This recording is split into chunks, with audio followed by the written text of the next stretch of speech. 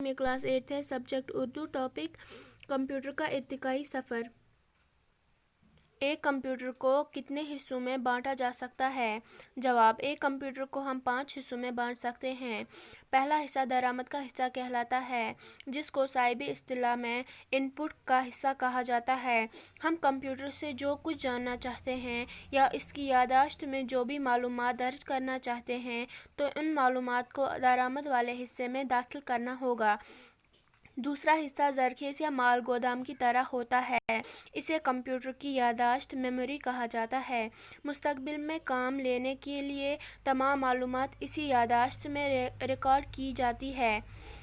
تیسرا حصہ حساب کا حصہ ہے۔ اس حصے سے کمپیوٹر ریاضی کے سوال حل کرتا ہے۔ چوتھا حصہ کنٹرول یونٹ کہلاتا ہے۔ یہ حصہ پورے کمپیوٹر کے جنرل منیجر کی طرح ہوتا ہے، جو مختلف حصوں میں کام کرنے کی ہدایت کرتا ہے۔ پانچواں حصہ برآمد یا آؤٹ پٹ کہلاتا ہے۔ آپ کمپیوٹر سے جو کچھ جاننا چاہتے ہو، یہی برآمد والا حصہ آپ کو وہ معلومات فراہم کرتا ہے۔ سوال نمبر 6: تیسری نسل کا کمپیوٹر کتنی مدت استعمال ہوتا رہا؟ جواب: تیسری نسل کے کمپیوٹر کا استعمال 1960 سے لے کر 1970 تک رہا۔ اس کے بعد فورتھ جنریشن اور ففتھ جنریشن کے کمپیوٹر ماڈل اور سائز میں عام ہوتے گئے۔ اب یہ سلسلہ آگے ہی بڑھتا جا رہا ہے۔